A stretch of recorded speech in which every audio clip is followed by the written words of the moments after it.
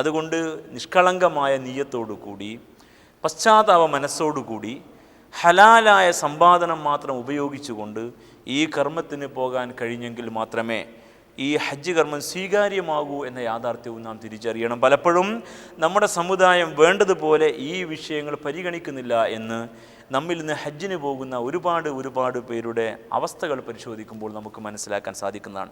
അപ്പോൾ ഇങ്ങനെയെല്ലാം കൃത്യമായ മുന്നൊരുക്കത്തോടെയും നാം ഉദ്ദേശിക്കുന്ന മഹത്തായ ഈ ലക്ഷ്യം നേടിയെടുക്കാനുള്ള ക്രമീകരണത്തോടും കൂടി ഈ കർമ്മത്തിന് പോകാൻ സാധിക്കണം. അങ്ങനെ നാം ഇവിടെ നിന്ന് ഹജ്ജിനായിട്ട് പുറപ്പെടുകയാണ്. സാധാരണഗതിയിൽ നമ്മുടെ നാട്ടിൽ നിന്ന് ഹജ്ജിന് പോകുന്നവർ ഇഹ്റാമിൻ്റെ തമത്തുഇൻ്റെ രീതിയാണ് സ്വീകരിക്കാറുള്ളത്. ഇഹ്റാമിന് ഹജ്ജിനും ഉംറക്കുമൊക്കെയായുള്ള യാത്രയിൽ ഇഹ്റാമിനായി 3 രീതി പഠിപ്പിക്കപ്പെട്ടിട്ടുണ്ട്. അതിലേറ്റവും സവിശേഷവും പ്രവാചകൻ തിരുനബി സല്ലല്ലാഹു അലൈഹി വസല്ലമ പ്രോത്സാഹിപ്പിച്ചതുമായ ഇഹ്റാമിൻ്റെ രീതിയാണ് തമത്തുഇൻ്റെ രീതി. അഥവാ ഇവിടെ നിന്ന് യാത്ര പുറപ്പെടുമ്പോൾ ഉംറക്കായി ഇഹ്റാമിൽ പ്രവേശിക്കുക, ഉംറാക്രമം ഉദ്ദേശിച്ചുകൊണ്ട് അവിടെ ചെന്ന് ഉംറാക്രമം നിർവഹിച്ച ശേഷം ഇഹ്റാമിൽ നിന്ന് തഹല്ലുലായി ഇഹ്റാമിൽ നിന്ന് പുറത്തു വന്നിട്ട് സാധാരണഗതിയിൽ മക്കയിൽ ജീവിക്കുക. പിന്നെ ഹജ്ജിനായിട്ട് ദുൽഹജ്ജ് 8 വീണ്ടും ഇഹ്റാമിൽ പ്രവേശിക്കുക, ഹജ്ജ് കർമ്മം പൂർത്തീകരിക്കുക. ഇതിൻ്റെ ഭാഗമെന്നോണം സവിശേഷമായുള്ള ഒരു ബലികർമ്മം കൂടി അനുഷ്ഠിക്കുക. ഈ ഇഹ്റാമിൻ്റെ രീതിയാണ് തമത്തുഇൻ്റെ രീതി എന്ന് പറയുക. ഇത് കൂടാതെ ഇഫ്രാദ്, ഖിറാൻ എന്നിങ്ങനെ 2 രീതികൾ കൂടി ഇഹ്റാമിനായിട്ടുണ്ട്. ഇഫ്രാദ് എന്ന് പറയുമ്പോൾ ഹജ്ജിന് മാത്രമായിട്ട് ഇഹ്റാമിൽ പ്രവേശിക്കലാണ്. അത് മുഖേന ഹജ്ജ് കർമ്മം മാത്രമേ നിർവഹിക്കാൻ കഴിയൂ, അതിൽ ബലിയില്ല. ഖിറാൻ എന്ന് പറയുന്ന രീതിയിൽ ഹജ്ജും ഉംറയും ഒന്നിച്ച് ചെയ്യുന്നു, രണ്ടും വേറെ വേറെയല്ല, അതിൽ ബലികർമ്മവുമുണ്ട്. ഇങ്ങനെ 3 രീതി ഇഹ്റാമിനുണ്ട്. നമ്മുടെ നാട്ടിൽ നിന്ന് സാധാരണയായിട്ട് ഹജ്ജിനും ഉംറക്കും പോകുന്നവരെല്ലാം തമത്തുഇൻ്റെ രീതിയാണ് സ്വീകരിക്കാറ്. ആ രീതി അനുസരിച്ച് നാം ഇവിടെ നിന്ന് പുറപ്പെടുമ്പോൾ ഉംറക്കായിട്ടാണ് ഇഹ്റാമിൽ പ്രവേശിക്കുക. ഉംറ കർമ്മത്തിൻ്റെ 4 ഘടകങ്ങൾ ഉണ്ട്. ആ 4 ഘടകങ്ങളിൽ ഒന്ന് ഇഹ്റാം, രണ്ടാമത്തേത് ഹറമിൽ ചെന്നതിന് ശേഷം കഅബയ്ക്ക് ചുറ്റുമുള്ള തവാഫ്, മൂന്നാമത്തേത് സഫ മർവ കുന്നുകൾക്കിടയിലെ സഅയ്, നാലാമത്തേത് മുടി വടിക്കൽ അല്ലെങ്കിൽ എടുക്കൽ. ഈ 4 ഘടകങ്ങൾ ചേർന്ന ഒരു കർമ്മമാണ് ഉംറ. അപ്പോൾ ഈ ഉംറ കർമ്മത്തിൻ്റെ ഭാഗമായും നമ്മുടെ ഈ യാത്രയിൽ നാം അനുഭവിക്കുന്ന ആദ്യത്തെ അനുഭവമായിട്ടുള്ള ഒന്നാണ് ഇഹ്റാമിൽ പ്രവേശിക്കുക എന്നത്. ഇഹ്റാം എന്നത് യഥാർത്ഥത്തിൽ ഉംറ കർമ്മത്തിനായുള്ള അതുപോലെ ഹജ്ജ് കർമ്മത്തിനുള്ള നിയ്യത്തിൻ്റെ ഒരു പ്രതിഫലനമാണ്, അതിൻ്റെ ഒരു പ്രതിരൂപമാണ്. വേഷം മാറലാണ് ഫലത്തിൽ സംഭവിക്കുന്നത്. സാധാരണഗതിയിൽ നാം ഇങ്ങനെയൊക്കെയാണ് വേഷം ധരിക്കുക. നമ്മൾ മലയാളികൾ ഇങ്ങനെയൊക്കെ വസ്ത്രം ധരിക്കാറുണ്ട്. അറബികൾ പ്രത്യേകമായ ഒരു വേഷം ധരിക്കും. ഉത്തരേന്ത്യക്കാർക്ക് അവരുടേതായ, പാകിസ്ഥാനികൾക്ക് അവരുടേതായ വേഷവിധാനങ്ങളുണ്ട്. ആഫ്രിക്കൻ രാഷ്ട്രങ്ങളിലും പാശ്ചാത്യ രാഷ്ട്രങ്ങളിലും വ്യത്യസ്തമായ വേഷവിധാനങ്ങളാണ് ഉള്ളത്. ഇതെല്ലാം ഓരോരുത്തരുടെയും ഐഡൻറ്റിറ്റിയെ, അവരുടെ പേഴ്സണാലിറ്റിയെ, വ്യക്തിത്വത്തെ അടയാളപ്പെടുത്തുന്ന അടയാളങ്ങളാണ്. നമ്മുടെ വ്യക്തിത്വത്തെ അടയാളപ്പെടുത്തുന്ന ആ അടയാളങ്ങളാകുന്ന വസ്ത്രങ്ങളെല്ലാം ഊരി വെച്ചിട്ട് നാം ഇഹ്റാമിൻ്റെ വസ്ത്രത്തിലേക്ക് പ്രവേശിക്കുകയാണ്. ആണുങ്ങളുടെ കാര്യത്തിൽ, പുരുഷന്മാരുടെ കാര്യത്തിൽ ഇത് വളരെ പ്രകടമാണ്. അവർ വസ്ത്രങ്ങളെല്ലാം ഊരി മാറ്റി ഒരു മുണ്ട് ഉടുത്തും ഒരു മുണ്ട് പുതച്ചുമാണ് ഇഹ്റാമിൽ പ്രവേശിക്കുക. അങ്ങനെയുള്ള ഈ വസ്ത്രം മാറലാണ് ഇഹ്റാം. സ്ത്രീകളെ സംബന്ധിച്ചിടത്തോളം മുഖവും മുൻകൈയും ഒഴിച്ച് ബാക്കിയുള്ള ഭാഗമൊക്കെ മറക്കുന്ന ഇസ്ലാമിൻ്റെ വസ്ത്രധാരണ രീതിയാണ് അവരുടേത്. അവിടെ ഇഹ്റാമിൻ്റെ രീതി അത് തന്നെയാണ്. അഥവാ സാധാരണഗതിയിൽ അവരെങ്ങനെയാണോ സഞ്ചരിക്കേണ്ടത് അതുപോലെ എന്ന് പറയുന്നതായിരിക്കും ഭംഗിയാവുക. പലപ്പോഴും അങ്ങനെ പറഞ്ഞാൽ നമ്മുടെ സഹോദരിമാർ അത്ഭുതപ്പെടാറുണ്ട്. അപ്പോൾ പർദ്ദ ഇടേണ്ടേ, മഫ്ത ഇടേണ്ടേ എന്നൊക്കെയാണ് ചോദിക്കുക ഹജ്ജിന് പോകുമ്പോൾ. അത് ഹജ്ജിന് മാത്രമല്ല, സാധാരണഗതിയിൽ തന്നെ അവർ പുറത്തിറങ്ങുമ്പോൾ മുഖവും മുൻകൈയും ഒഴിച്ചുള്ള ഭാഗങ്ങളാണ് മറക്കേണ്ടത്. അതുകൊണ്ട് ആ സാധാരണ രീതിയിലുള്ള വേഷത്തിൽ തന്നെയാണ് അവർ ഇഹ്റാമിൽ പ്രവേശിക്കുന്നതും ഈ യാത്ര പുറപ്പെടുന്നതും. ഇഹ്റാം എന്ന് പറഞ്ഞാൽ അർത്ഥം നിഷിദ്ധമാക്കൽ എന്നാണ്. അതുവരെ അനുവദനീയമായ പല കാര്യങ്ങളും ഇഹ്റാമിൽ പ്രവേശിക്കുന്നതോടുകൂടി നമുക്ക് നിഷിദ്ധമാവുകയാണ് ചെയ്യുക. അപ്പോൾ അങ്ങനെ ഒരർത്ഥം കൂടി ഈ പദപ്രയോഗത്തിനുണ്ട്. അങ്ങനെ ഇഹ്റാമിൽ പ്രവേശിക്കുന്നതോടുകൂടി വേഷം മാറി പിന്നീട് എല്ലാവരും ഒരേ മുദ്രാവാക്യമായി, ഒരേ ലക്ഷ്യത്തോടു കൂടി, ഒരേ മനസ്സോടുകൂടി ഒരേ സ്ഥലത്തേക്ക് ചെന്നു ചേരുന്നു എന്നും അവിടെ പിന്നെ ഞാനില്ല, ഞങ്ങളില്ല, ഞങ്ങൾ ഇന്ത്യക്കാരോ പാകിസ്ഥാനികളോ ഇല്ല, പൗരസ്ത്യനോ പാശ്ചാത്യനോ ഇല്ല, പിന്നെ ഉള്ളത് അള്ളാഹുവിൻ്റെ അടിയാറുകൾ, അടിയാത്തികൾ, അള്ളാഹുവിലേക്ക് ചെന്നു ചേരുന്ന ദുയൂഫുല്ലാഹ്, അള്ളാഹുവിൻ്റെ അതിഥികൾ, അള്ളാഹുവിൻ്റെ ഭവനം ലക്ഷ്യമാക്കുന്ന ഹാജമാർ ഹുജ്ജാജ ബൈത്തില്ല, അള്ളാഹുവിൻ്റെ ഭവനം ലക്ഷ്യമാക്കുന്നവർ, അള്ളാഹുവിലേക്ക് ചെന്നെത്തുന്ന നിവേദക സംഘങ്ങൾ, ഓരോ നാട്ടിൽ നിന്നും കുടുംബത്തിൽ നിന്നും പ്രദേശത്തു നിന്നും അള്ളാഹുവിലേക്ക് ചെന്നു ചേരുന്ന ആ ജനമഹാസാഗരം ഒത്തുചേരുന്ന സമ്മേളനത്തിലേക്ക് ചെന്നു ചേരുന്ന നിവേദക സംഘങ്ങളാണ് ഉള്ളത്. ഇതാണ് ഇഹ്റാമിലൂടെ സംഭവിക്കുക. അങ്ങനെ ഇഹ്റാമിൽ പ്രവേശിക്കുന്നതോടുകൂടി ഈ ഹജ്ജ് കർമ്മത്തിൻ്റെ ഭാഗമായി, തമത്തുഴിൻ്റെതായ രീതി സ്വീകരിച്ചുകൊണ്ടുള്ള ഈ കർമ്മത്തിൻ്റെ ഭാഗമായി ഉംറ കർമ്മത്തിന് വേണ്ടിയിട്ട് നാം ഒരുങ്ങി പുറപ്പെടുകയാണ് ചെയ്യുക. ചെന്ന് ചേരുന്നത് മക്കയിലേക്കാണെന്ന കാര്യം നമുക്കറിയാം. യാത്രയുടെ രീതിയും ശൈലിയുമൊക്കെ വ്യത്യസ്തമാണ്. എന്തായിരുന്നാലും നാം നമ്മുടെ വീട്ടിൽ നിന്നാണ് ഇങ്ങനെ പുറപ്പെടുന്നത് എങ്കിൽ സാധാരണഗതിയിൽ തന്നെ യാത്ര പുറപ്പെടുമ്പോൾ പാലിക്കേണ്ടുന്ന മര്യാദകളൊക്കെ പാലിക്കണം. യാത്ര പുറപ്പെടുമ്പോൾ വീട്ടിൽ നിന്ന് പുറപ്പെടുമ്പോൾ നാം ഒരു പ്രാർത്ഥന ചൊല്ലേണ്ടതുണ്ട്. ബിസ്മില്ലാഹി തവക്കൽതു അലല്ലാഹ് ലാ ഹൗല വലാ ഖുവത ഇല്ലാ ബില്ലാ. അള്ളാഹുവിൻ്റെ നാമത്തിൽ എല്ലാം അവനിൽ ഞാൻ ഭരമേൽപ്പിച്ചിരിക്കുന്നു, എല്ലാ കഴിവും ശക്തിയും അള്ളാഹുവിന് മാത്രമേ ഉള്ളൂ എന്ന ഈ പ്രാർത്ഥന ഉരുവിട്ടുകൊണ്ട് നാം ഇടതുകാൽ വെച്ച് വീട്ടിൽ നിന്ന് പുറത്തിറങ്ങുകയാണ് ചെയ്യുക. വീട്ടിലേക്ക് പ്രവേശിക്കുമ്പോൾ വലത് കാല് വെക്കുക, വീട്ടിൽ നിന്ന് പുറത്തിറങ്ങുമ്പോൾ ഇടതുകാല് വെക്കുക എന്നതാണ് യാത്രയുടെ രീതി എന്ന് നാം മനസ്സിലാക്കണം. അങ്ങനെ പിന്നീട് വാഹനത്തിൽ പ്രവേശിച്ച് നാം യാത്ര പുറപ്പെടുമ്പോഴും അപ്പോഴും പ്രാർത്ഥിക്കേണ്ടുന്ന പ്രാർത്ഥനകളൊക്കെ ഭംഗിയായിട്ട് പ്രാർത്ഥിക്കണം. സാധാരണഗതിയിൽ തന്നെ വാഹനത്തിൽ പ്രവേശിക്കുമ്പോൾ നാം ഒരു പ്രാർത്ഥന ചൊല്ലാറുണ്ട്. ഹജ്ജ് യാത്രയുമായി ബന്ധപ്പെട്ടും ഇത്തരത്തിലുള്ള സവിശേഷമായ യാത്രകളുമായി ബന്ധപ്പെട്ടുമൊക്കെ പഠിപ്പിക്കപ്പെട്ട ഒരു പ്രത്യേക പ്രാർത്ഥനയുണ്ട്. അള്ളാഹുവിൻ്റെ നാമം ഉച്ചരിച്ചുകൊണ്ട് അവനെ സ്തുതിച്ച് അവൻ്റെ മഹത്വത്തെ വാഴ്ത്തിക്കൊണ്ട് വാഹനത്തിൽ പ്രവേശിക്കുന്ന വേളയിൽ ആ സവിശേഷമായ പ്രാർത്ഥന രീതി ഇങ്ങനെയാണ്: ബിസ്മില്ലാഹി വൽഹംദുലില്ലാഹി അല്ലാഹു അക്ബർ അല്ലാഹു അക്ബർ അല്ലാഹു അക്ബർ സുബ്ഹാനല്ലദീ സഖറ ലനാ ഹാദാ വമാ കുന്നാ ലഹു മുഖ്രിനീൻ വ ഇന്നാ ഇലാ റബ്ബിനാ ലമുൻഖലിബൂൻ. അള്ളാഹുവിന് സ്തോത്രം, അവനാണ് ഈ സംവിധാനത്തെ ഞങ്ങൾക്ക് കീഴ്പ്പെടുത്തുന്നവൻ. അവൻ്റെ അടുക്കലേക്ക് മടങ്ങേണ്ടവരാണ് ഞങ്ങൾ. അവന് കീഴ്പ്പെട്ടുകൊണ്ട് മുന്നോട്ട് പോകേണ്ടവരാണ് ഞങ്ങൾ. ഈ വാഹനം സജ്ജീകരിച്ചത് അവനാണ്, ഞങ്ങളിതിൻ്റെ നിർമ്മാതാക്കളല്ല, ഞങ്ങൾ ഇത് സംവിധാനിച്ചവരല്ല. ഇതെല്ലാം അവൻ്റെ കഴിവിലും സംവിധാനത്തിലും പെട്ടതാണ്. ആ പ്രാർത്ഥനയുടെ ബാക്കി ഭാഗം ഇങ്ങനെയാണ്: അല്ലാഹുമ്മ ഇന്നി അസ്അലുക ഫീ സഫരിനാ ഹാദാ അൽ ബിർറ വത്തഖ്വ.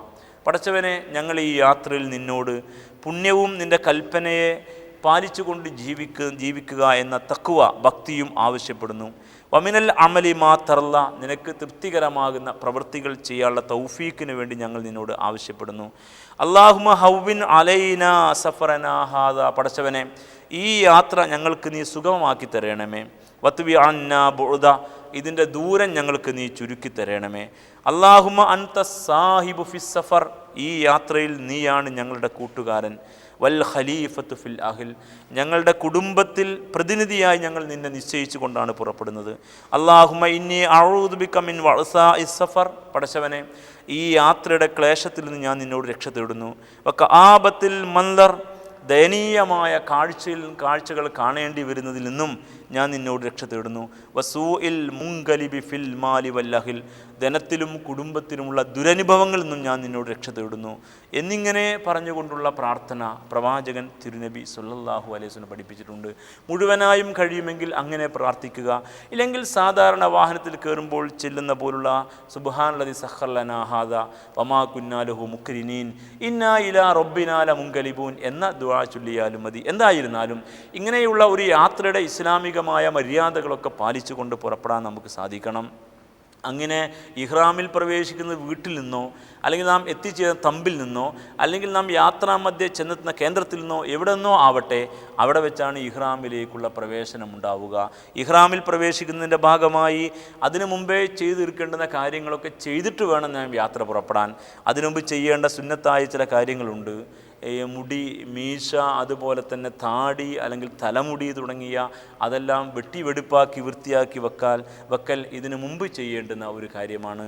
അതുപോലെ തന്നെ ശരീരത്തിൻ്റെ കക്ഷത്തിലും ഗുഹ്യസ്ഥാനത്തുമൊക്കെയുള്ള ഈ ഭാഗങ്ങൾ, രോമങ്ങൾ നീക്കം ചെയ്യുക തുടങ്ങിയ ശുദ്ധിയുമായും വൃത്തിയുമായും ബന്ധപ്പെട്ട ഉദാത്തമായ കാര്യങ്ങൾ അത് ചെയ്യലും ഇതിനു മുമ്പായിട്ട് നമ്മൾ നിർവഹിക്കേണ്ടുന്ന കാര്യങ്ങളാണ്. അങ്ങനെ ഇഹ്റാമിന് വേണ്ടി കുളിച്ച് പിന്നീട് വുളു എടുത്ത് സുഗന്ധമൊക്കെ പൂശി ഇഹ്റാമിൻ്റെ വസ്ത്രത്തിലേക്ക് പ്രവേശിക്കുക. അങ്ങനെ ഇഹ്റാമിൽ പ്രവേശിച്ചു കഴിഞ്ഞാൽ, ഈ വസ്ത്രമൊക്കെ മാറിക്കഴിഞ്ഞാൽ ഇഹ്റാമിൽ പ്രവേശിക്കുന്നതിൻ്റെ ഭാഗമായി 2 റക്അത്ത് സുന്നത്ത് നമസ്കരിക്കാം. സാധാരണഗതിയിൽ ഒരു ഫർദ് നമസ്കാരത്തിന് ശേഷം ഇഹ്റാമിൽ പ്രവേശിക്കലാണ് ഭംഗി. അങ്ങനെ ഒരവസരം കിട്ടിയില്ല എങ്കിൽ ഇഹ്റാമിന് വേണ്ടി 2 റക്അത്ത് സുന്നത്ത് നമസ്കരിക്കാം. അങ്ങനെ സുന്നത്ത് നമസ്കരിച്ച ശേഷം ഉംറക്ക് ഇഹ്റാം ചെയ്യുന്നതിൻ്റെ ഭാഗമായിട്ട് നിയ്യത്ത് പ്രഖ്യാപിക്കണം. അല്ലാഹുമ്മ ലബ്ബൈക ഉംറ, അള്ളാഹുവെ ഉംറ കർമ്മത്തിന് വേണ്ടി ഞാനിതാ നിൻ്റെ വിളിക്ക് ഉത്തരം ചെയ്യുന്നു. അല്ലെങ്കിൽ ലബ്ബൈക അല്ലാഹുമ്മ ഉംറ, ഉംറാക്രമം ഉദ്ദേശിച്ചുകൊണ്ട് പടച്ചവനെ ഞാൻ നിൻ്റെ വിളിക്ക് ഉത്തരം ചെയ്യുന്നു. ഇങ്ങനെ നിയ്യത്ത് പ്രഖ്യാപിക്കുന്നതോടുകൂടിയാണ് ഇഹ്റാമിൽ പ്രവേശിച്ചത്.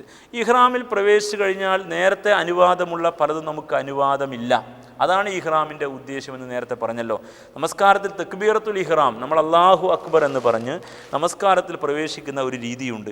അങ്ങനെ തക്ബീറത്തുൽ ഇഹ്റാം പ്രവേശിച്ചു കഴിഞ്ഞാൽ അത് നേരത്തെ അനുവദനീയമായ പലതും നിഷിദ്ധമാക്കുകയാണ് ചെയ്യുന്നത്. പിന്നീട് നമസ്കാരത്തിലാണ് ശ്രദ്ധ, സംസാരിക്കാൻ പാടില്ല, ഭൗതിക കാര്യങ്ങൾ ചിന്തിക്കാൻ പാടില്ല, കണ്ണ് മേൽപോട്ടും താഴോട്ടും ഒന്നും ചലിപ്പിക്കാൻ പാടില്ല, സുജൂദിൻ്റെ സ്ഥാനത്തേക്ക് നോക്കി നമസ്കാരത്തിൽ ചൊല്ലുന്നതും പറയുന്നതും ചെയ്യുന്നതുമായ കർമ്മങ്ങളിൽ മനസ്സ് കേന്ദ്രീകരിച്ച് മുന്നോട്ട് പോകണം എന്ന് നമുക്കറിയാം. അപ്പോൾ നേരത്തെ അനുവാദമുള്ള പലതും ഇതോടുകൂടി അനുവാദമില്ലാതായി തീർന്നു. അതുകൊണ്ടാണ് തക്ബീറത്തുൽ ഇഹ്റാം. അതുപോലെയാണ് ഈ ഇഹ്റാം കൊണ്ടും ഉദ്ദേശിക്കുന്നത്.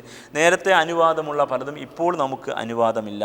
മുടിയെടുക്കൽ, അതുപോലെ തന്നെ നഖം മുറിക്കൽ, സുഗന്ധം പൂശൽ, അതൊന്നും ഇപ്പോൾ നമുക്ക് ഇഹ്റാമിൽ പ്രവേശിച്ചു കഴിഞ്ഞാൽ പാടില്ല.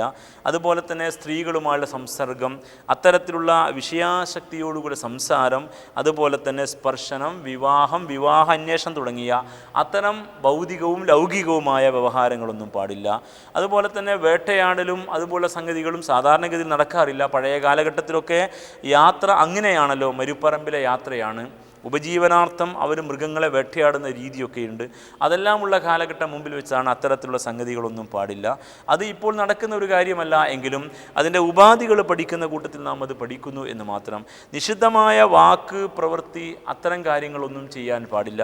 അങ്ങനെ വളരെ വിശുദ്ധിയോടുകൂടി ആളുകളുമായി തർക്കിക്കാതെ, ഉന്തും തള്ളും തിക്കും തിരക്കും ഒന്നും ഉണ്ടാക്കാതെ, വാദകോലാഹലങ്ങളും തെറ്റായ വർത്തമാനങ്ങളും ഇല്ലാതെ മുന്നോട്ട് പോകണം.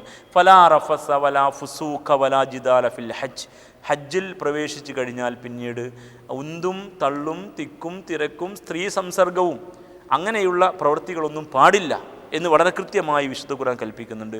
പുരുഷന്മാരെ സംബന്ധിച്ചിടത്തോളം അവർക്ക് ഇഹ്റാമിൽ പ്രവേശിച്ചു കഴിഞ്ഞാൽ പിന്നീട് മൂട്ടിയ വസ്ത്രങ്ങൾ ഉടുക്കാൻ പാടില്ല, തുന്നിയ വസ്ത്രങ്ങൾ ഉടുക്കാൻ പാടില്ല. ഷർട്ട്, ബനിയൻ, പൈജാമ, പാൻറ്റ് ഇങ്ങനെയുള്ള കാര്യങ്ങൾ ധരിക്കാൻ പാടില്ല എന്നർത്ഥം. മൂട്ടിയ തുണി, അതുപോലെ സോക്സ്, ഇതൊന്നും പാടില്ല എന്ന് വളരെ കൃത്യമായിട്ട് ഇസ്ലാമിക അധ്യാപനങ്ങൾ പഠിപ്പിക്കുന്നുണ്ട്. വസ്ത്രം, ഉടുത്ത മുണ്ട് മുറുക്കി ഉടുക്കാൻ വേണ്ടി നാട, ചരട്, അതുപോലെ ബെൽറ്റ് അതൊക്കെ ഉപയോഗിക്കാം. വാച്ച്, കണ്ണട, മോതിരം എന്നിവ ധരിക്കാം, അതിനൊന്നും തടസ്സവുമില്ല. സ്ത്രീകളെ സംബന്ധിച്ചിടത്തോളം അവർ കുങ്കുമവർണ്ണമുള്ള വസ്ത്രം ധരിക്കാൻ പാടില്ല എന്ന ഉപാധി അവരുടെ കാര്യത്തിലുണ്ട്. അതുപോലെ തന്നെ അവർ കയ്യുറ ധരിക്കാൻ പാടില്ല, മുഖം മറക്കാൻ പാടില്ല, അങ്ങനെയുള്ള കാര്യങ്ങളും പ്രത്യേകമായി നിർദ്ദേശിച്ചിരിക്കുന്നു. അതുപോലെ തന്നെ തലയോട് ചേർന്ന് നിൽക്കുന്ന രീതിയിൽ നമ്മൾ വസ്ത്രം ധരിക്കാൻ പാടില്ല. തല മറക്കുക, തൊപ്പി കൊണ്ടോ തലപ്പാവ് കൊണ്ടോ മറക്കുക, അത് പാടില്ല.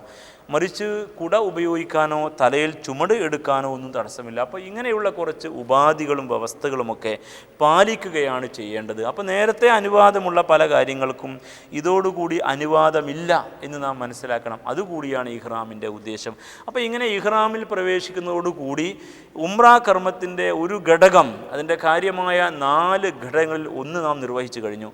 പിന്നീട് അങ്ങോട്ട് തൽബിയത്ത് ചൊല്ലിക്കൊണ്ടിരിക്കുകയാണ് വിശ്വാസികൾ ചെയ്യേണ്ടത്, ഹാജിമാരും ഹാജമാരും ചെയ്യേണ്ടത്. ലബ്ബൈക്ക് അല്ലാഹുമ്മ ലബ്ബൈക്ക്, പടച്ചവനെ നിൻ്റെ വിളിക്ക് ഞാനിതാ ഉത്തരം ചെയ്യുന്നു. ലബ്ബൈക്ക് അല്ലാഹുമ്മ ലബ്ബൈക്ക്, ലബ്ബൈക ലാ ശരീക ലക ലബ്ബൈക്ക്, നിൻ്റെ വിളിക്ക് ഉത്തരം ചെയ്യുന്നു, നിനക്ക് പങ്കുകാരനില്ല. ഇന്നൽ ഹംദ വന്നിഅമത ലക വൽ മുൽക്ക്, എല്ലാ സ്തുതിയും എല്ലാ അനുഗ്രഹങ്ങളും നിന്നിൽ നിന്നാണ്, നിനക്കാണ്. എല്ലാ അധികാരവും ലക്കൽ മുൽക്ക്, എല്ലാ അധികാരവും നിനക്കാണ്. നീയാണ് എല്ലാറ്റിൻ്റെയും അധികാരി, നിൻ്റെ കയ്യിലാണ് എല്ലാം. ഇന്നൽ ഹംദ വന്നിഅമത ലക വൽ മുൽക്ക് ലാ ശരീക ലക്, നിനക്ക് ഒരു പങ്കുകാരനുമില്ല എന്ന് വളരെ കൃത്യമായ പ്രഖ്യാപനമാണ്. ഇബ്രാഹിം അലൈഹിസ്സലാമയിലൂടെ അള്ളാഹു വിളിച്ച വിളിക്ക് ഉത്തരം ചെയ്തുകൊണ്ടുള്ള വർത്തമാനമാണ് ഈ ലബ്ബൈക്ക് എന്ന ഈ തൽബിയത്ത് എന്ന് നാം മനസ്സിലാക്കണം. അത് ധാരാളമായി ചൊല്ലിക്കൊണ്ടിരിക്കണം. യഥാർത്ഥത്തിൽ പുരുഷന്മാർ ഉറക്കെയും സ്ത്രീകൾ അവിടെ കൂടെയുള്ള സഹോദരിമാർ കേൾക്കുന്ന രീതിയിലുള്ള ശബ്ദത്തിലുമായിരിക്കണം. അത്രയും ശബ്ദം താഴ്ത്തിയായിരിക്കണം സംസാരിക്കേണ്ടത്, അല്ലെങ്കിൽ തൽബിയത്ത് പറയേണ്ടത്. അങ്ങനെയാണ് അവർ മുന്നോട്ട് പോകേണ്ടത്. ഇങ്ങനെ അങ്ങ് ചെന്ന് ചേരുകയാണ് നാം. എങ്ങോട്ടാണ് പോകുന്നത് എന്ന് ഒരു വേള ചിന്തിക്കുക. നാം മക്കയിലേക്കാണ് പോയിക്കൊണ്ടിരിക്കുന്നത്. ഏതാണ് ഈ മക്ക? വിശുദ്ധ ഖുർആൻ മക്കയെ ഉമ്മുൽ ഖുറ എന്നാണ് വിശേഷിപ്പിച്ചിരിക്കുന്നത്. ഉമ്മുൽ ഖുറ എന്ന് പറഞ്ഞാൽ നാഗരികതകളുടെ മാതാവ്, നഗരങ്ങളുടെ മാതാവ്, ഗ്രാമങ്ങളുടെ, പട്ടണങ്ങളുടെ, ജനസമൂഹങ്ങൾ താമസിക്കുന്ന ഇടങ്ങളുടെ മാതാവ് എന്നൊക്കെയാണ് അർത്ഥം. യഥാർത്ഥത്തിൽ ലോകത്തിൻ്റെ കേന്ദ്രമാണ് മക്ക എന്ന് ജിയോളജിക്കൽ സർവേ പ്രകാരം ഒരു പഠനമുണ്ട്. മക്ക കേന്ദ്രീകരിച്ച് ഒരു വൃത്തം വരച്ചാൽ ഇത് നിലവിലുള്ള എല്ലാ ഭൂഖണ്ഡങ്ങളെയും ആ വൃത്തം സ്പർശിക്കും എന്ന് അത്തരം പഠനങ്ങൾ നമ്മോട് വിളിച്ചു പറയുന്നു. അപ്പോൾ ഭൂമിയുടെ കേന്ദ്രത്തിലാണ് മക്ക സ്ഥിതി ചെയ്യുന്നത്. അങ്ങോട്ടാണ് നാം യാത്ര ചെയ്യുന്നത്. അങ്ങോട്ട് യാത്ര പോകാനുള്ള യഥാർത്ഥത്തിലുള്ള പ്രേരണ അവിടെയാണ് ആദ്യത്തെ ഭവനമുള്ളത്. മനുഷ്യർക്ക് വേണ്ടി അള്ളാഹു നിർമ്മിച്ച ആദ്യത്തെ ഭവനം. ഇന്ന ഔവല ബൈത്തിൻ വുദിഅ ലിന്നാസ് ലല്ലദീ ബിബക്ക. അള്ളാഹു സുബ്ഹാനഹു വ തആല മനുഷ്യർക്ക് വേണ്ടി പണി കഴിപ്പിച്ച ആദ്യത്തെ ഭവനമാണ് മക്കയിൽ, ബക്കയിൽ സ്ഥിതി ചെയ്യുന്ന കഅബാലയം എന്ന് വിശുദ്ധ ഖുർആൻ പഠിപ്പിക്കുന്നു. അപ്പോൾ മാലോകർക്ക് വേണ്ടി അള്ളാഹു പണി കഴിപ്പിച്ച 4000 വർഷങ്ങൾക്കപ്പുറത്ത് ഇബ്രാഹിം അലൈഹിസ്സലാമയും അദ്ദേഹത്തിൻ്റെ സന്താനമാകുന്ന ഇസ്മായിൽ അലൈഹിസ്സലാമയും കൂടി അള്ളാഹുവിൻ്റെ കൽപ്പനാനുസാരം പണി കഴിപ്പിച്ച ഭവനമാണ് അവിടെയുള്ള കഅബ. ആ തറ നേരത്തെ അവിടെ ഉണ്ട് എന്ന കാര്യം നമുക്കറിയാം. വിശുദ്ധ ഖുർആൻ പഠിപ്പിക്കുന്നു, ഇബ്രാഹിം അലൈഹിസ്സലാമ ഹാജറ ബീവി റളിയല്ലാഹു തആല അൻഹയെയും ഈ കുഞ്ഞുമോൻ ഇസ്മായിൽ അലൈഹിസ്സലാമയെ അവിടെ കൊണ്ടുപോയി ആക്കുമ്പോൾ അദ്ദേഹം നടത്തിയ ഒരു പ്രാർത്ഥനയുണ്ട്. റബ്ബന ഇന്നി അസ്കൻതു മിൻ ദുർരിയതി ബിവാദിൻ ഗൈരി ദി സറഇൻ ഇൻദ ബൈതിക്കൽ മുഹറം. പടച്ചവനെ, എൻ്റെ സന്താനത്തെ, എൻ്റെ ഭാര്യയെയും മക്കളെയും ഈ ജന ഫലശൂന്യമായ താഴ്വരയിൽ നിൻ്റെ പരിഭാവനമായ ഈ ഭവനത്തിൻ്റെ അടുക്കൽ ഞാൻ കൊണ്ടുവന്ന് താമസിപ്പിച്ചിരിക്കുന്നു എന്നാണ്. അപ്പോൾ ആ തറ നേരത്തെ അവിടെ ഉണ്ടായിരുന്നു എന്നും ആ തറയുടെ മേൽ അള്ളാഹുവിൻ്റെ കൽപ്പനാനുസാരം ഹസ്രത്ത് ഇബ്രാഹിം അലൈഹിസ്സലാം, ഹസ്രത്ത് ഇസ്മായിൽ അലൈഹിസ്സലാം രണ്ടുപേരും കൂടിയിട്ട് ആ കെട്ടിടം പണിയുകയാണ് ചെയ്തത്.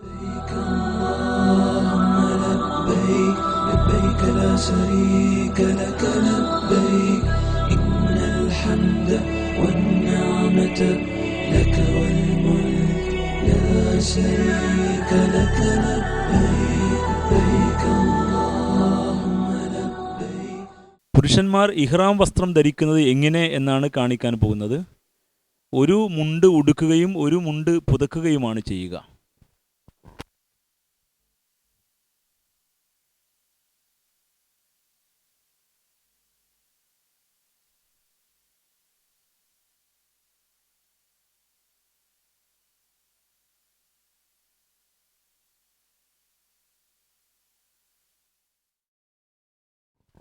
മുണ്ട് ഉടുത്തതിന് ശേഷം അരയിൽ വേണമെങ്കിൽ ചരടോ നാടയോ ബെൽറ്റോ ഉപയോഗിക്കാം.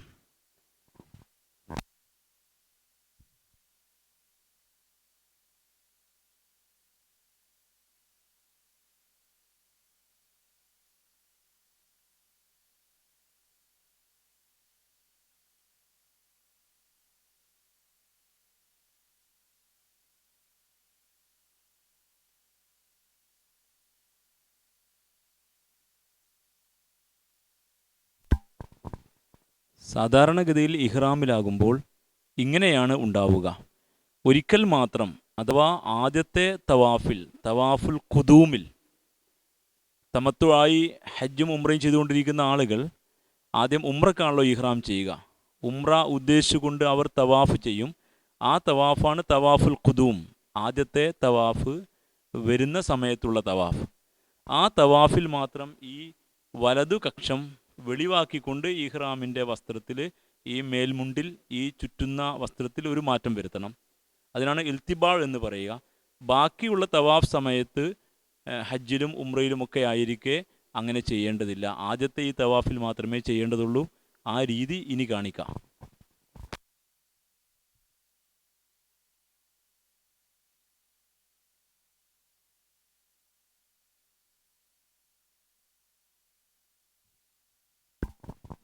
ആദ്യത്തെ തവാഫിൽ ഈ വലതു കക്ഷം വെളിവായിക്കൊണ്ടുള്ള രീതിയിലാണ് ഈ വസ്ത്രം ധരിക്കേണ്ടത്. പിന്നെയുള്ള ഘട്ടങ്ങളിലൊക്കെ ഇഹ്റാമിലായിക്കൊണ്ട് അവിടെ നിൽക്കുമ്പോൾ ഉംറയോ അല്ലെങ്കിൽ ഹജ്ജിൻ്റെ വേളയിലോ ഒക്കെ തവാഫ് ചെയ്യുമ്പോൾ ഇങ്ങനെ ചെയ്യേണ്ടതില്ല. ഇഹ്റാമിൻ്റെ അവസ്ഥയിൽ പുരുഷ ഹാജിയുടെ മേൽമുണ്ട് ഇങ്ങനെയായിരിക്കും. വലത് കക്ഷവും ഇടത് കക്ഷവുമെല്ലാം ഈ മേൽമുണ്ട് കൊണ്ട് പുതച്ച അവസ്ഥയിൽ. എന്നാൽ തവാഫിൻ്റെ ആദ്യത്തിൽ അഥവാ ആദ്യമായി നടത്തുന്ന ഈ തവാഫിൽ, തവാഫുൽ ഖുദൂമിൽ, പുരുഷ ഹാജിയുടെ വലത് കക്ഷം വെളിപ്പെടേണ്ടതുണ്ട്. അപ്പോൾ പുരുഷ ഹാജി ഇങ്ങനെയായിരിക്കും മേൽമുണ്ട് ധരിച്ചിട്ടുണ്ടാവുക, വലത് കക്ഷം വെളിപ്പെട്ട് കാണും. ഈ അവസ്ഥയിലാണ് ആദ്യത്തെ തവാഫിൽ പുരുഷ ഹാജിമാർ പ്രവേശിക്കേണ്ടത്. ഹജറുൽ അസ്വദിൻ്റെ മൂലയിൽ നിന്ന് തവാഫ് തുടങ്ങി ഇങ്ങനെ ഈ കാഴ്ബാലത്തിന് ചുറ്റിക്കൊണ്ടിരിക്കെ പുരുഷ ഹാജിമാർ ഇങ്ങനെ വലത് കക്ഷം വെളിപ്പെടുത്തിയ അവസ്ഥയിൽ കഅബയെ ഇടത് ഭാഗത്താക്കിയിട്ടാണ് തവാഫ് ചെയ്തുകൊണ്ടിരിക്കുക. ആദ്യത്തെ 3 പ്രാവശ്യമുള്ള ഈ ചുറ്റലിൽ അവർ ഇത്തിരി കൈകാലുകൾ വേഗത്തിൽ ചലിപ്പിച്ചുകൊണ്ട് ഓടുന്ന ഭാവേനയുള്ള ഒരു നടത്തം ധൃതിയിൽ നടക്കണം. അതിന് റംല് നടത്തം എന്നാണ് പറയുക. ഹജറുൽ അസ്വദിൽ നിന്നാണ് തവാഫ് തുടങ്ങേണ്ടതെന്ന് പറഞ്ഞല്ലോ. ഹജറുൽ അസ്വദിൻ്റെ മൂലയിൽ നിന്ന് തവാഫ് തുടങ്ങുന്നതിൻ്റെ ഭാഗമായി ഹജറുൽ അസ്വദിനെ ചുംബിക്കൽ ഒരു സുന്നത്താണ്. ഹജറുൽ അസ്വദ് ഒരു കല്ലാണ്, അർത്ഥം തന്നെ കറുത്ത കല്ല് എന്നാണ്. സാധാരണഗതിയിൽ ആളുകൾ ചോദിക്കാറുണ്ട്, നിങ്ങളും ഒരു കല്ലിനെ പൂജിക്കാറുണ്ട് അല്ലേ എന്ന്, നിങ്ങളുടെ കഅബയിൽ ഒരു കല്ലിരിക്കുന്നുണ്ടല്ലോ എന്ന്. യഥാർത്ഥത്തിൽ ഈ ചോദ്യം ഇസ്ലാമിനെക്കുറിച്ച് അറിവില്ലായ്മ കൊണ്ട് സംഭവിക്കുന്ന ഒരു ചോദ്യമാണ്. ഇത് ഒരു അടയാളം മാത്രമാണ് ഹജറുൽ അസ്വദ്. ലോകത്ത് നാം എത്തിപ്പെടാൻ ആഗ്രഹിക്കുന്ന കേന്ദ്രമാണ് മക്ക. മക്കയിൽ നാം ആഗ്രഹിക്കുന്ന ഇടമാണ് മസ്ജിദുൽ ഹറാം. മസ്ജിദുൽ ഹറാമിൽ നാം ഏറെ പ്രതീക്ഷയോടെ നോക്കിക്കാണുന്ന കേന്ദ്രമാണ്, ഇടമാണ്, സ്പോട്ടാണ് കഅബ. ഒരിക്കലും ഭൂമിയിൽ എവിടെയും ജീവിക്കുന്ന വിശ്വാസികൾ ആ കഅബയെ അനാദരിക്കാറില്ല. രോഗം വരുമ്പോഴും മരിച്ചാലും ഖബറിൽ വെക്കുമ്പോഴുമൊക്കെ അങ്ങോട്ട് മുഖം തിരിച്ചിട്ടാണ് സാധാരണഗതിയിൽ നാം ആളുകളെ കിടത്താറുള്ളത് എന്ന കാര്യം നമുക്കറിയാം. 5 നേരം വിശ്വാസികൾ അങ്ങോട്ട് തിരിഞ്ഞാണ് പ്രാർത്ഥിക്കുന്നത്. മലമൂത്ര വിസർജന വേളയിൽ പോലും കഅബയ്ക്ക് മുന്നിട്ടോ പിന്നിട്ടോ ആകാൻ പാടില്ലെന്ന് നാം പഠിച്ചിട്ടുണ്ട്. അതുകൊണ്ട് നാം എത്തിപ്പെടാൻ ആഗ്രഹിക്കുന്ന കേന്ദ്രമാണ് കഅബ. ആ കഅബയിൽ നമ്മുടെ കർമ്മത്തിൻ്റെ തുടക്കത്തിൻ്റെ അടയാളമാണ് ഹജറുൽ അസ്വദ്. ഇങ്ങനെയാണ് നാം അതിനെക്കുറിച്ച് മനസ്സിലാക്കേണ്ടത്. മഹാനായ ഉമറുൽ ഫാറൂഖ് റളിയല്ലാഹു തആല അൻഹു ഈ തവാഫിൻ്റെ വേളയിൽ ഹജറുൽ അസ്വദിനെ ചുംബിക്കുന്ന സന്ദർഭത്തിൽ പറഞ്ഞ ഒരു വാചകം ഈ കല്ലിന് ഇസ്ലാം നൽകുന്ന പ്രാധാന്യം എന്താണെന്നും ഈ കല്ലിനെ ചുംബിക്കുന്നതിൻ്റെ ഉദ്ദേശ ലക്ഷ്യം എന്താണെന്നും വളരെ വ്യക്തമായി നമുക്ക് മനസ്സിലാക്കി തരും. അദ്ദേഹം ഹജറുൽ അസ്വദിനെ ചുംബിക്കുന്ന വേളയിൽ പറഞ്ഞ വാചകം ഇങ്ങനെയാണ്: നീ ഒരു കല്ല് മാത്രമാണ്.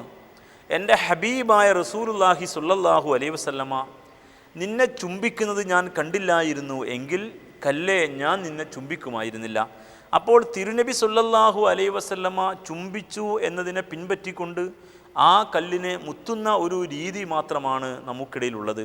അത് തലമുറകൾ ഒന്നിച്ച് തലമുറകളുടെ ചുംബനം സംഗമിക്കുന്നു ആ കല്ലിൽ എന്നാണ് നാം മനസ്സിലാക്കേണ്ടത്.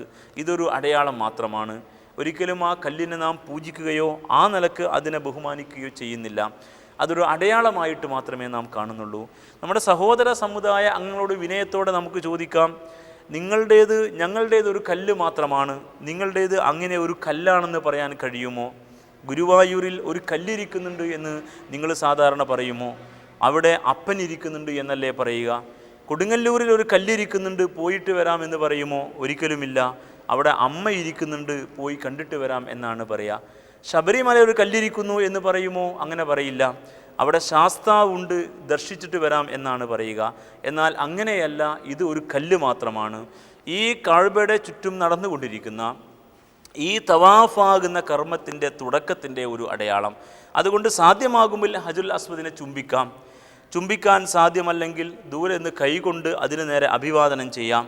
ചുംബിക്കാൻ വേണ്ടി മത്സരിച്ച് ആളുകളെ ഉന്തിയും തള്ളിയും തിക്കിയും തിരക്കിയുമൊക്കെ ഒരു തരം സംഭവിക്കാൻ പാടില്ലാത്ത അവസ്ഥകൾ സംജാതമാക്കുന്നത് എന്തായിരുന്നാലും ഹജ്ജിൻ്റെ ചൈതന്യത്തെ നഷ്ടപ്പെടുത്തും. കാരണം ഫലാ റഫസ വലാ ഫുസൂക വലാ ജിദാല ഫിൽ ഹജ്ജ്, ഹജ്ജിൽ ഉന്തും തള്ളും തിക്കും അനാശാസ്യവും സ്ത്രീ സംസർഗമൊന്നും പാടില്ല എന്ന് വളരെ കൃത്യമായി ഖുർആൻ ശാസിച്ചിട്ടുണ്ട്.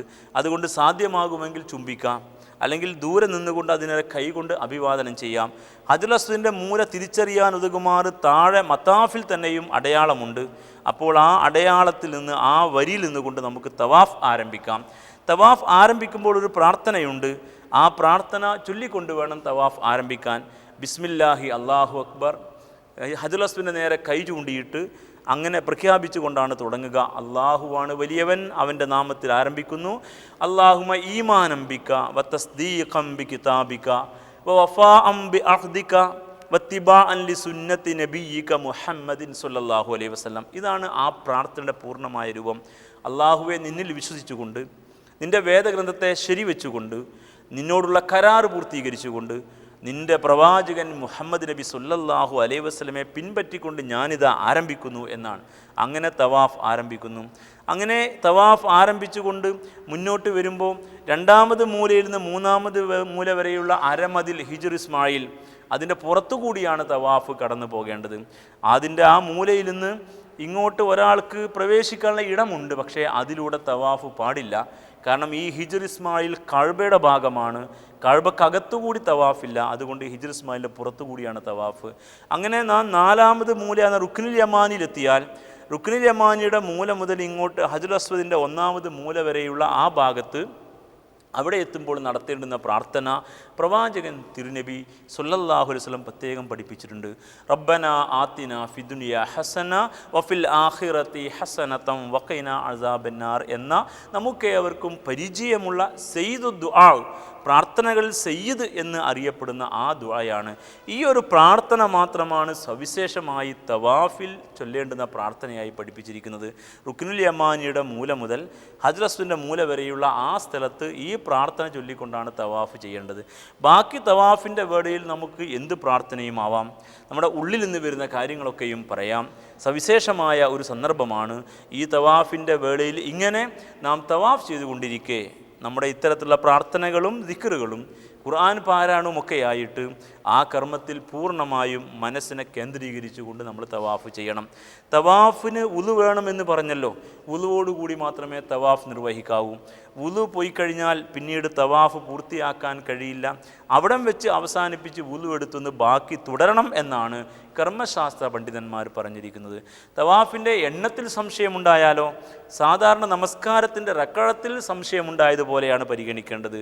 4 റക്അത്തുള്ള ഒരു നമസ്കാരം നിർവഹിച്ചു കൊണ്ടിരിക്കുന്ന ഒരു വ്യക്തിക്ക് 3ഓ 4ഓ എന്ന് സംശയം വന്നാൽ ആ കുറഞ്ഞത് എടുത്ത് ബാക്കി പൂർത്തീകരിക്കണം എന്ന് നാം പഠിച്ചതുപോലെ, അഥവാ 3 റക്അത്ത് എന്ന് നിശ്ചയിച്ചിട്ട് 4ാമത്തെ റക്അത്ത് പൂർത്തീകരിക്കണം എന്ന് പഠിച്ചതുപോലെ തവാഫിൻ്റെ എണ്ണത്തിലും സംശയം വന്നാൽ കുറഞ്ഞത് എടുത്തിട്ട് ബാക്കി പൂർത്തീകരിക്കണം. ചിലപ്പോൾ തവാഫ് നടന്നുകൊണ്ടിരിക്കെ നമസ്കാര സമയമാവാം. അങ്ങനെ വരുമ്പോൾ നമസ്കാരത്തിന് ഇക്കാമത്ത് കൊടുത്താൽ ആ തവാഫിൽ മത്താഫിൽ തന്നെ നിന്നുകൊണ്ട് സൊഫിൽ അണിചേർന്ന് നമസ്കരിക്കുകയും നമസ്കാരം കഴിഞ്ഞ് സലാം വീട്ടിയാൽ ബാക്കി പൂർത്തീകരിക്കുകയും ചെയ്യാം. ഇങ്ങനെയാണ് 7 തവാഫ് പൂർത്തിയാക്കേണ്ടത്. ഇത് തവാഫിൻ്റെ ക്രമശാസ്ത്രപരമായ വശമാണ്. എന്നാൽ യഥാർത്ഥത്തിൽ ഈ മത്താഫിൽ നിൽക്കുന്ന ഹാജ ചിന്തിക്കണം എവിടെയാണ് ഇപ്പോൾ നിൽക്കുന്നത് എന്ന്. അപ്പോഴാണ് ആ കർമ്മത്തിൻ്റെയും ആ സ്ഥലത്തിൻ്റെയും ആ നിൽപ്പിൻ്റെയൊക്കെ ഗാംഭീര്യം നമുക്ക് മനസ്സിലാക്കാൻ സാധിക്കുള്ളൂ. അല്ലാഹു സുബ്ഹാനഹു വ തആല ഒരുപാട് അടയാളങ്ങൾ നമ്മെ കാണിക്കാൻ വേണ്ടിയാണല്ലോ ഇങ്ങോട്ട് വിളിച്ചു വരുത്തിയിരിക്കുന്നത്. ആലോചിച്ച് നോക്കുക, ഇപ്പോൾ മത്താഫിൽ നാം നിൽക്കുമ്പോൾ ഒരുപാട് അടയാളങ്ങൾ കണ്ടുകൊണ്ടിരിക്കുകയാണ്. ഒന്ന് കഅബ തന്നെ ഏറ്റവും വലിയ ഒരു അത്ഭുതമായി ലോകത്തിനു മുമ്പിൽ ഒരു സാക്ഷ്യം പോലെ നിൽക്കുകയാണ് കഅബ.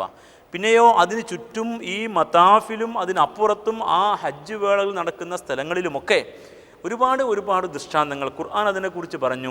ഫീഹി ആയാത്തും ബയ്യിനാത്തും മഖാമു ഇബ്രാഹിം. അവിടെ ഒരുപാട് ദൃഷ്ടാന്തങ്ങളുണ്ട്, അടയാളങ്ങളുണ്ട്.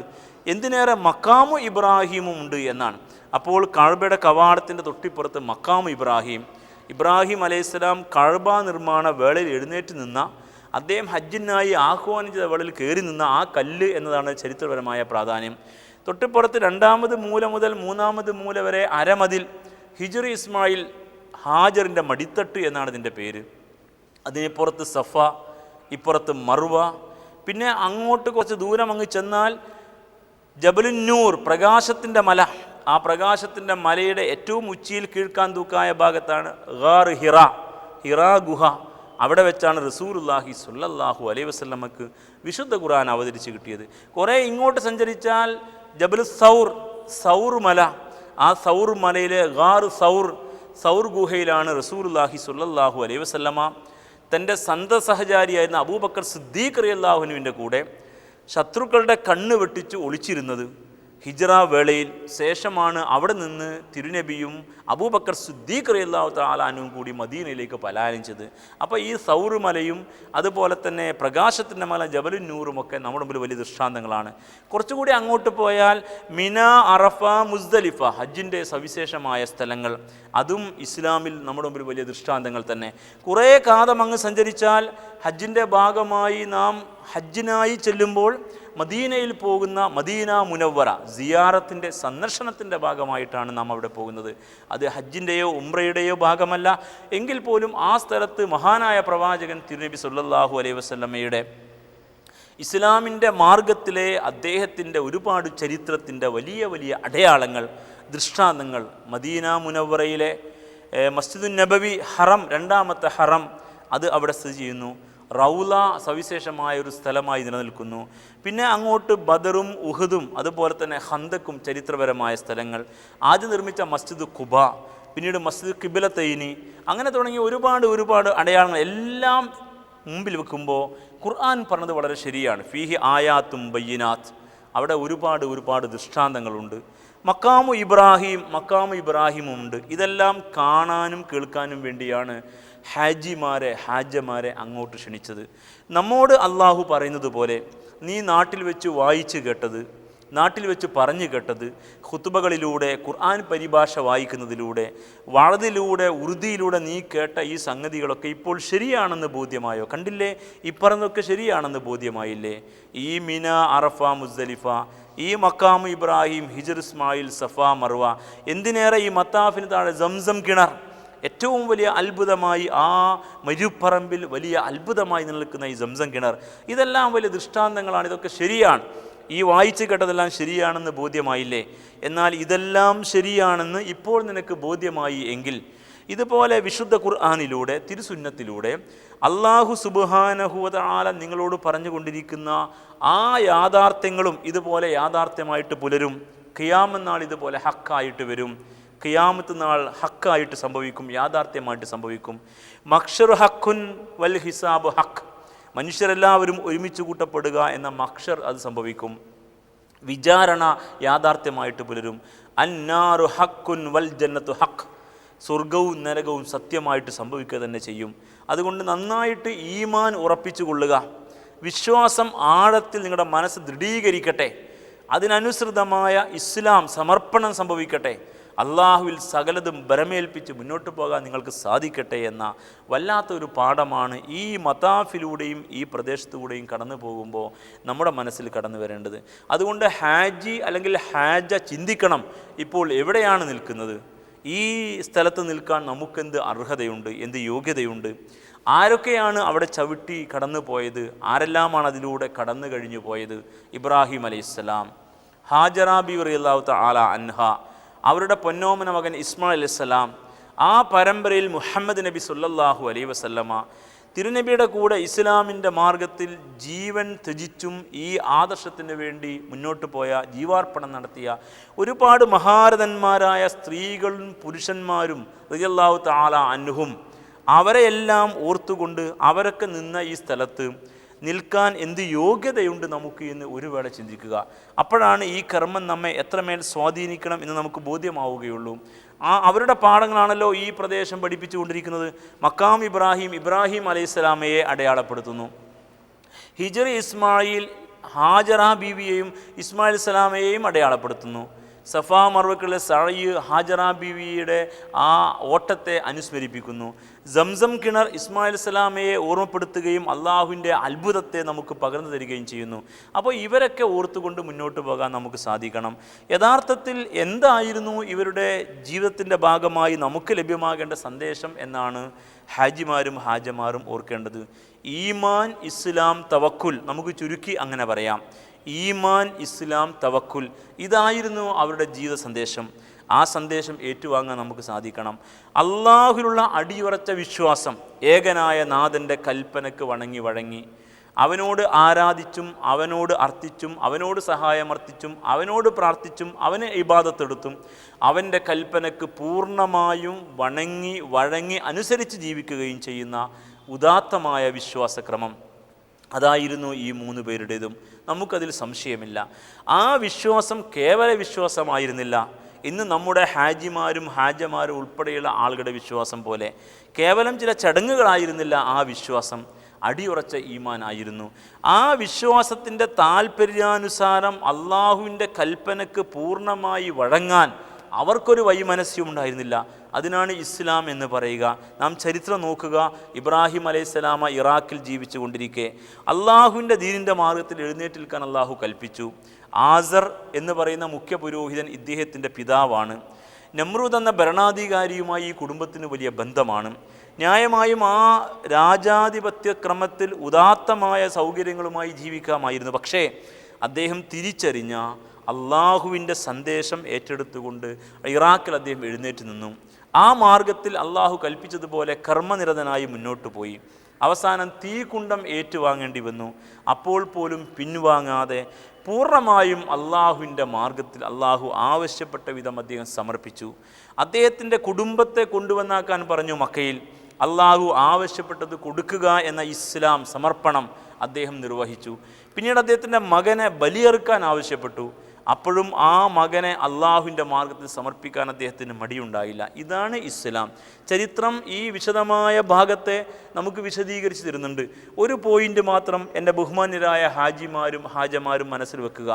ഇബ്രാഹിം അലൈഹിസ്സലാമ മകൻ ഇസ്മായിൽ അലൈഹിസ്സലാമയെ അറുക്കാൻ ഒരുങ്ങിയ സന്ദർഭത്തെ ഖുർആൻ ഇങ്ങനെ അനുസ്മരിക്കുന്നു. ഫലമ്മ അസ്ലമാ വതല്ലഹു ലിൽ ജബീൻ.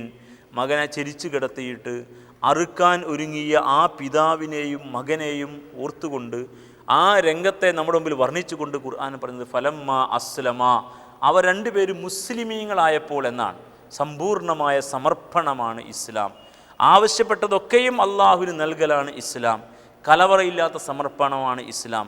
അതായിരുന്നു ഇബ്രാഹിം അലൈഹിസ്സലാം, അതായിരുന്നു ഹാജറ ബീവി, അതായിരുന്നു ഇസ്മായിൽ അലൈഹിസ്സലാം, അതായിരുന്നു ആ കുടുംബത്തിൽ അടുത്ത പുത്രൻ ഇസ്ഹാഖ് അലൈഹിസ്സലാം, അതായിരുന്നു ആ കുടുംബത്തിലെ പേരമകൻ യാക്കൂബ് അലൈഹിസ്സലാം, അതായിരുന്നു ആ പേരമകൻ്റെ പരമ്പരയിൽ വന്ന മഹാന്മാരായ പ്രവാചകന്മാർ മൂസ അലൈഹിസ്സലാം, ഈസ അലൈഹിസ്സലാം, അതായിരുന്നു ഈ പ്രപിതാവായ ഇബ്രാഹിം അലൈഹിസ്സലാമയുടെ മക്കയിൽ ജീവിച്ചിരുന്ന മകൻ ഇസ്മായിൽ അലൈഹിസ്സലാമയുടെ പരമ്പരയിൽ കടന്നു വന്ന മുഹമ്മദ് നബി സല്ലല്ലാഹു അലൈഹി വസല്ലമ.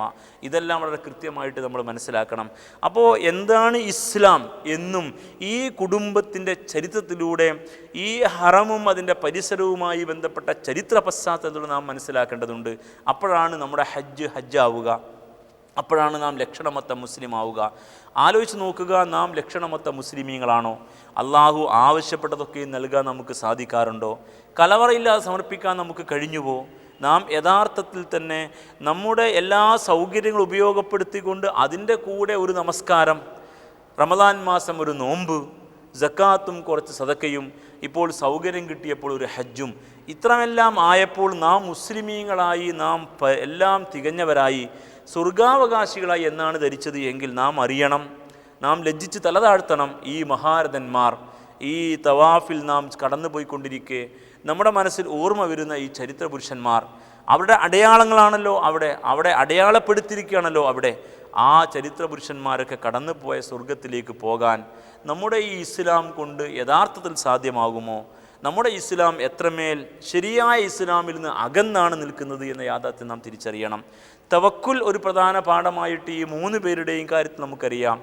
ഇറാഖിൽ വെച്ച് തീകുണ്ടത്തിലേക്ക് എറിയപ്പെടുമ്പോൾ ഹസ്ബി അല്ലാഹു വനിഅമൽ വക്കീൽ, എനിക്കെൻ്റെ നാഥൻ മതി, ബരമേൽപ്പിക്കാൻ ഇത്രമേൽ പറ്റിയ വേറെ ആരാണുള്ളത് എന്ന് ചോദിച്ച ഇബ്രാഹിം അലൈഹിസ്സലാം, ഹാജിറ ബീവി റളിയല്ലാഹു തആല അൻഹ ജലാജന ഫലശൂന്യമായ ആ മണ്ണിൽ തൻ്റെ കുടുംബത്തെ കൊണ്ടുവന്നാക്കിയിട്ട് ഇബ്രാഹിം അലൈഹിസ്സലാം തിരിഞ്ഞു നടക്കുമ്പോൾ ഹാജിറ ബീവി വല്ലാത്ത ഒരു ഞെട്ടലോടെ ചോദിച്ചു, നിങ്ങൾ പോവുകയാണോ? അതിന് അദ്ദേഹത്തിന് മറുപടിയില്ല, മറുപടി പറയാൻ കെൽപ്പില്ല അദ്ദേഹത്തിന്. അദ്ദേഹം ഒരു കുടുംബനാഥനാണ്, ഒരു പിതാവാണ്. ആറ്റുനോറ്റുണ്ടായ ഒരു കുഞ്ഞ്, ആ കുഞ്ഞിനെ ഇവിടെ ഉപേക്ഷിക്കാൻ അള്ളാഹു കൽപ്പിച്ചപ്പോൾ ആ കൽപ്പനയ്ക്ക് മുമ്പിൽ ഒരു ലക്ഷണമൊത്ത മുസ്ലിമായി സർവാത്മന അദ്ദേഹം കീഴൊതുങ്ങുകയാണ് ചെയ്തത്. അതുകൊണ്ട് യാത്ര ചോദിക്കാൻ പോലും അദ്ദേഹത്തിന് കഴിഞ്ഞില്ല. ഹാജറ ബീവി പിന്നെയും ചോദിച്ചു എന്നാണ്. അവസാനം അവർ ചോദിച്ചത് ഇങ്ങനെയാണത്രേ, ഇത് അള്ളാഹുവിൻ്റെ കൽപ്പനയാണോ? അപ്പോൾ ഇബ്രാഹിം അലൈഹിസ്സലാം പറഞ്ഞ മറുപടി, അതെ, ഇത് അള്ളാഹുവിൻ്റെ കൽപ്പനയാണ്.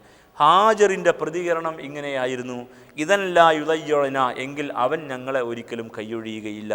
അപ്പോൾ ഈ അർത്ഥത്തിൽ അള്ളാഹുവിൽ ഭരമേൽപ്പിക്കുന്ന ഹാജറ ബീവി, ഈ മകൻ ഓടി നടക്കാൻ പ്രായമായ ഘട്ടത്തിലാണല്ലോ ബലിയറുക്കാൻ വേണ്ടിയുള്ള കൽപ്പന വന്നത്. ആ കൽപ്പന വന്നപ്പോൾ യഥാർത്ഥത്തിൽ തന്നെ മകൻ്റെ മുമ്പിൽ വിഷയം അവതരിപ്പിച്ചു മാതാവും പിതാവും. ആ മകൻ പറഞ്ഞ മറുപടിയും ഈ തവക്കുലിൻ്റെ അള്ളാഹുൽ ഭരമേൽപ്പിക്കലിൻ്റെ ഉദാത്തമായ മറുപടിയായിരുന്നു. യാ അബതിഫ് അൽ മാ തുഉമർ സതജിദുനി ഇൻഷാ അല്ലാഹു മിനസ് സ്വാബിരീൻ. പിതാവെ, നിങ്ങളോട് അള്ളാഹു കൽപ്പിച്ചതുപോലെ നിങ്ങൾ ചെയ്യുക. അള്ളാഹു ഉദ്ദേശിച്ചുവെങ്കിൽ കൽപ്പനകൾക്ക് പൂർണ്ണമായും വഴിപ്പെട്ട് നിൽക്കുന്ന ക്ഷമാശീലനായി നിങ്ങൾക്ക് എന്നെ കാണാം എന്നത് അള്ളാഹുവിൽ തവക്കുൽ ചെയ്തുകൊണ്ടുള്ള മറുപടിയായിരുന്നു. അപ്പോൾ ഈമാൻ, ഇസ്ലാം, തവക്കുൽ ഇതിൻ്റെ ഉദാത്തമായ പ്രതീകങ്ങളായിരുന്നു ഈ കുടുംബം എന്ന കാര്യം നാം അറിയണം. ആ പരമ്പരയിലാണ് റസൂലുള്ളാഹി സ്വല്ലല്ലാഹു അലൈഹി വസല്ലമയും ഒക്കെ. അപ്പോൾ ഹാജിമാരും ഹാജമാരുമായി കഅബയ്ക്ക് ചുറ്റും തവാഫ് നിർവഹിച്ചു കൊണ്ടിരിക്കുന്ന ആളുകൾ ഓർക്കണം, ഈ മഹാരഥന്മാരിലൂടെ വിശുദ്ധ ഖുർആനും തിരുസുന്നത്തും പഠിപ്പിച്ച ചരിത്രം ഇന്നും കൃത്യമായി നൽകിക്കൊണ്ടിരിക്കുന്ന ഈ അടിസ്ഥാനപരമായ പാഠങ്ങൾ നമുക്ക് ഉൾക്കൊള്ളാൻ കഴിയണം. അത്രയും ഉദാത്തമായ അവസ്ഥയിലേക്ക് മാറാൻ ഈ ഹജ്ജ് കർമ്മം നമ്മെ സഹായിക്കണം. എങ്കിൽ മാത്രമേ ഈ കർമ്മം നമുക്ക് ഫലപ്പെടൂ. അപ്പോൾ ഉംറയുടെ ഭാഗമായുള്ള തവാഫാണ് നിർവഹിച്ചു കൊണ്ടിരിക്കുന്നത്. ആ തവാഫ് നിർവഹിച്ച ശേഷം 7 പ്രാവശ്യം അത് പൂർത്തിയായി കഴിഞ്ഞാൽ പിന്നീട് തവാഫിൻ്റെ പൂർണ്ണതയുടെ ഭാഗമായി മഖാമ് ഇബ്രാഹിമിൻ്റെ പിന്നിൽ നിന്ന് 2 റക്അത്ത് സുന്നത്ത് നമസ്കരിക്കണം.